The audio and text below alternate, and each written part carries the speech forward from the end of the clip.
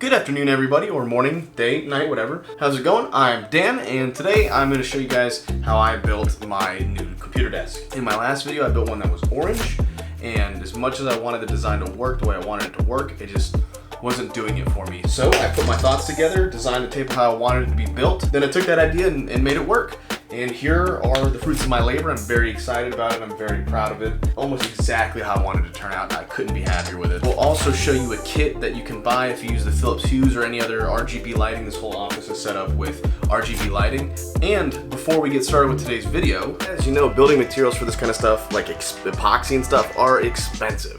So I want to say thank you to Hustle Castle for sponsoring this video. They're helping supply the building materials. You see, in Hustle Castle, you are the lord of an actual medieval castle. You can expand your castle, attack other players' castles, defeat their troops, then plunder their resources to upgrade your own castle. And that's the most American thing I've ever heard. Then when you get done destroying the other people, you can build new premises on the castle grounds and then upgrade what you already have. The storyline is excellent. You can battle against orcs, giants, skeletons, and dragons in order to defeat the demonic lord of the abyss. The art style is excellent as well, with colorful castles and detailed drawings, and you can develop characters of different classes. And it's funny as the old school Family Guy series. Make sure you join my clans right here on the screen so we can play together. Download Hustle Castle via my links below, enter your nickname and get a special bonus for new players. 250 diamond and 3,500 gold. So after you've done that, let's go build us a table. First things first, you notice a couple of changes in my workshop. I've got a nice table that I built here. It's on wheels too to make moving it around the shop pretty easy. I also have a wood planer now. That's pretty nice. First of all, I start off by getting some wood from Home Depot. Just a couple of 2x6s. They really only measure out about 1.5 inches. Doing my best to keep around 70 inches. It seems to be about the space I require for my desk for 3 monitors.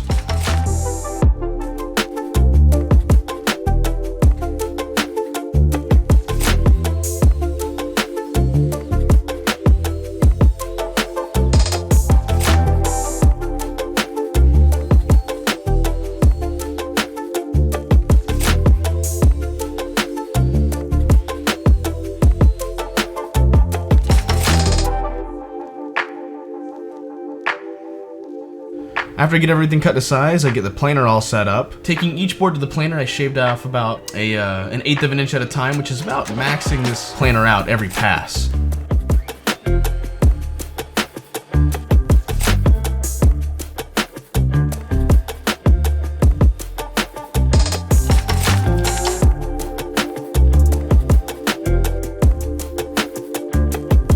After a pass on each one, I've knocked off 1/4 of an inch, almost as if the machine is set to that exact setting. I want this table to be about 1 inch thick, so I'm gonna plane off the 1/2 inch. I'll run each side through 1/8 of an inch at a time with the planer.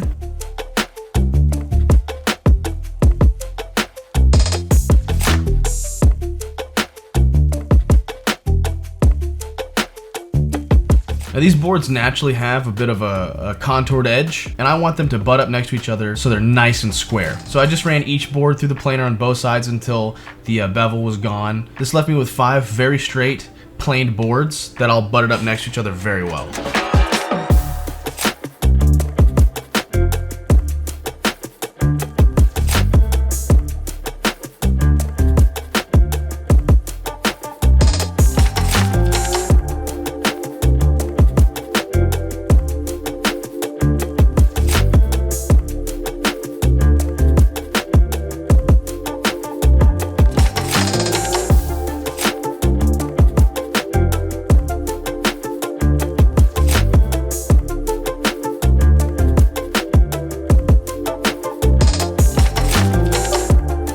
Now I'm making my measurements to cut out the center of the 3 boards. This will create a perfect place for me to pour my epoxy and to apply the bullet casings later. I basically want this to act as like a spacer or a trough that I'll fill with an epoxy to give it more depth.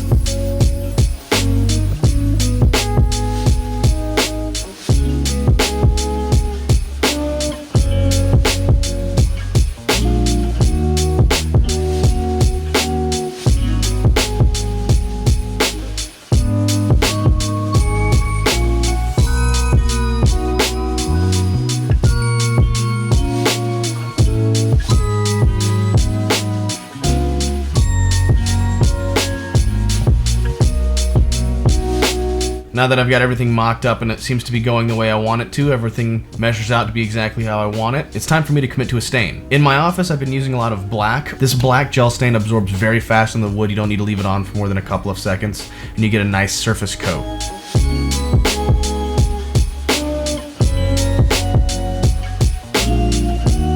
Now, rather than staining the edges of the boards, I actually just got out my blowtorch and burnt them a little bit. Now, this saved a little bit of time, but I really just like the way burnt wood looks when it's coated in epoxy.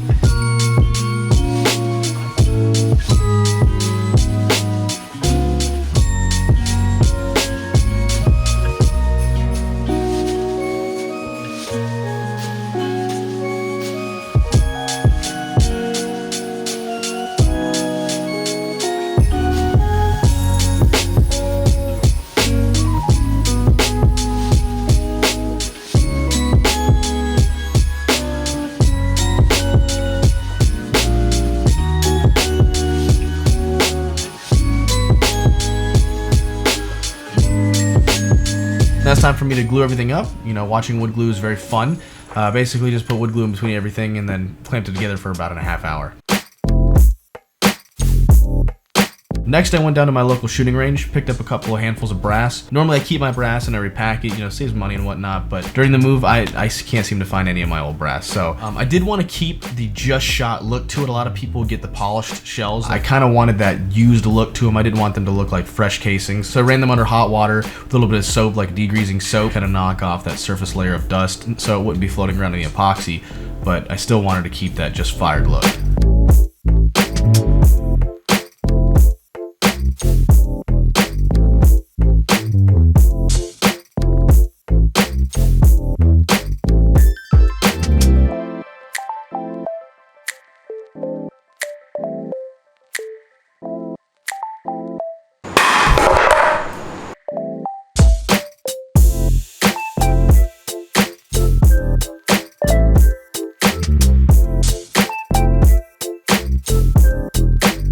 So up next, it's time for me to kind of build my epoxy trough to hold the casings.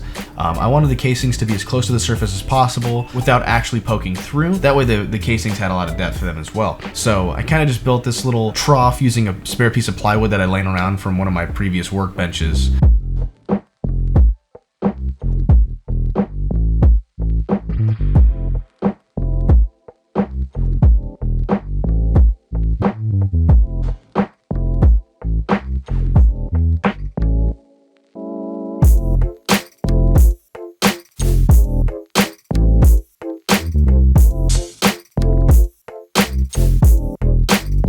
Then mocked it all up and was happy with it, so I stained it. Then using trim nails just kind of held everything together so I would have a nice place for all the epoxy to set inside of.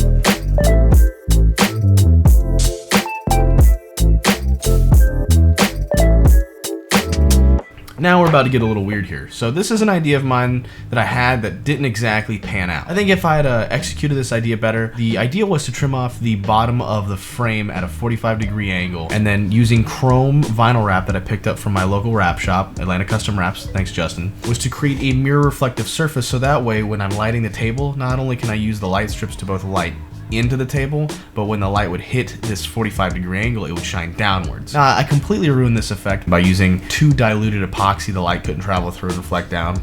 I think had I just used a couple of layers of clear before applying any sort of dye to the epoxy, this would have worked out way better. So if someone wants to try this, I think it'll work really well. I just think that I executed it poorly.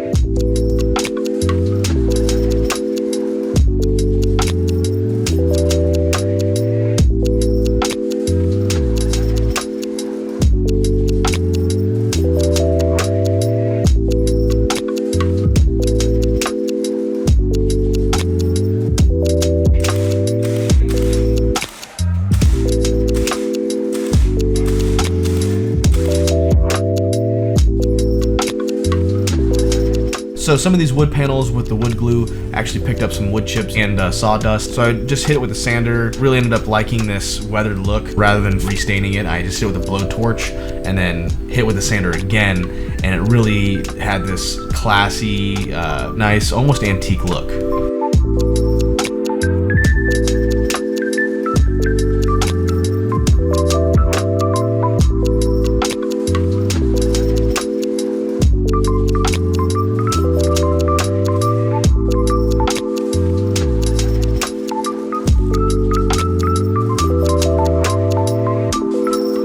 So this white piece of wood that's underneath the table is basically just laminated particle board or MDF, whatever. But the laminated surface makes a really good place to pour epoxy onto in, let's say, a trough. And the epoxy has a hard time sticking to it because it's not very porous.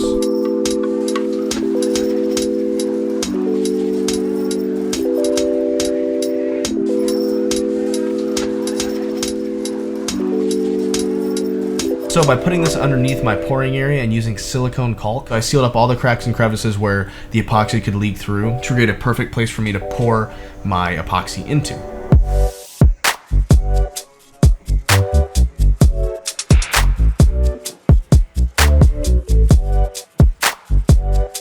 Then using the same silicone, I created a little seal around the bottom of my pouring trough, sat it in, made sure it was nice and measured out, and then we start mixing our epoxy.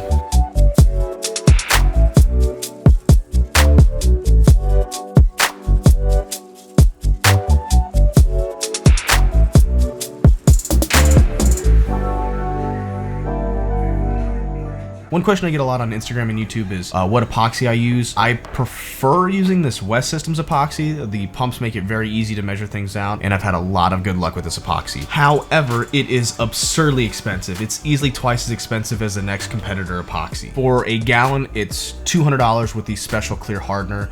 The 105 resin plus the 207 special clear hardener. I've had, like I said, a lot of good luck with this, especially in bigger batches. It will cure very fast if you're not careful. Now for this batch, I'm also adding a little bit of this silver acrylic powder. This is gonna dilute the epoxy and give it almost like a whitish hue to it, which is what I want. That way when light hits it, it kind of dilutes the lighting and spreads it out rather than just traveling straight through it like a completely transparent object would. After you pour it, it's very important to stay patient and kind of battle bubbles, especially when working with wood. If I was smart, which I am not, I would have done a pretty solid seal coat on all the wood first. Wood contains a lot of air and moisture, so what happens is that the air starts to be sucked out of the wood and creates bubbles in the epoxy. Just using a blowtorch or a heat gun, you can really knock these bubbles out fast. You don't have to have a vacuum like a lot of people do. But it does require a lot of patience. I've had much better luck with a torch, but heat guns will work too if you're patient enough. It never seems to matter what new technique I try. I always seem to go back to just using my hand to spread out thin layers of epoxy. Is this a good method? It's not great, but I've had a lot of success with it and it's super simple.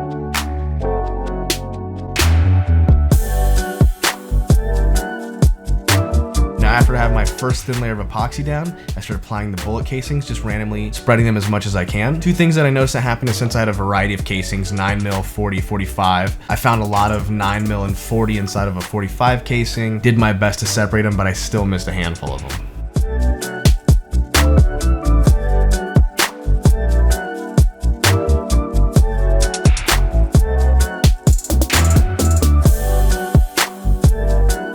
At this point, I had about ½ inch of epoxy to pour. I did this stage in 3 individual pours because I felt like it would give me more time to work on air bubbles, and that way I didn't have to worry about the epoxy heating up too much and cracking. Now, despite all my efforts in being super patient, I still ended up getting a handful of small air bubbles, and there's a very easy way to fix this if you have more epoxy to pour. What I do is I just kind of scoop off the top layer of the bubbles, make sure that the round pool-like parts of the bubbles are exposed to where more epoxy can get into it, and rather than sanding it down, just pour more clear epoxy over that. And once that epoxy cures, you will never notice the bubbles again.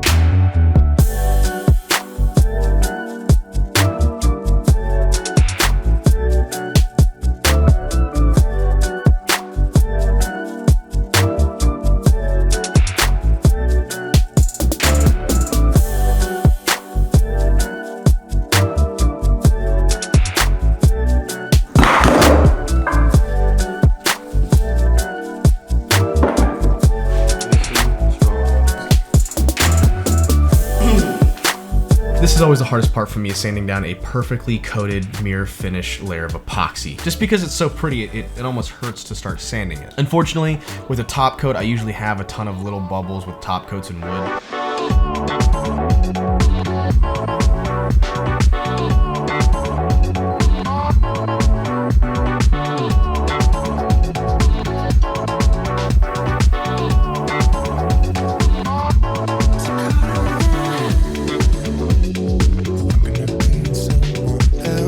And here is a song and dance that never gets old with tabletop videos: mixing and pouring epoxy.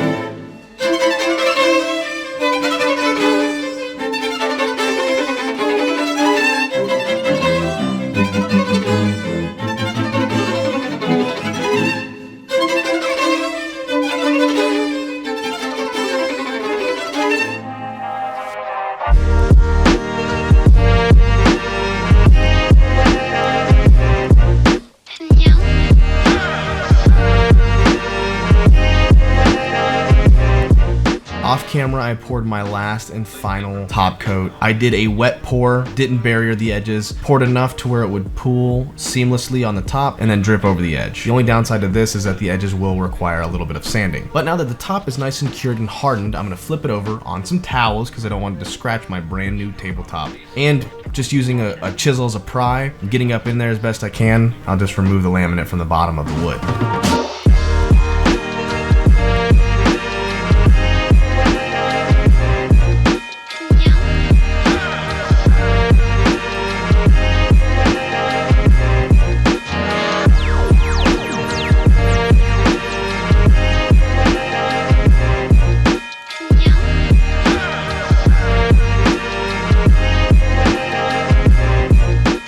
Now it's time to dig our channel for the RGB lighting. Using my router and a channel bit, I create a 1/4 inch channel all the way around the epoxy between where the wood and the epoxy meet, giving the LED strips a good surface to bond to.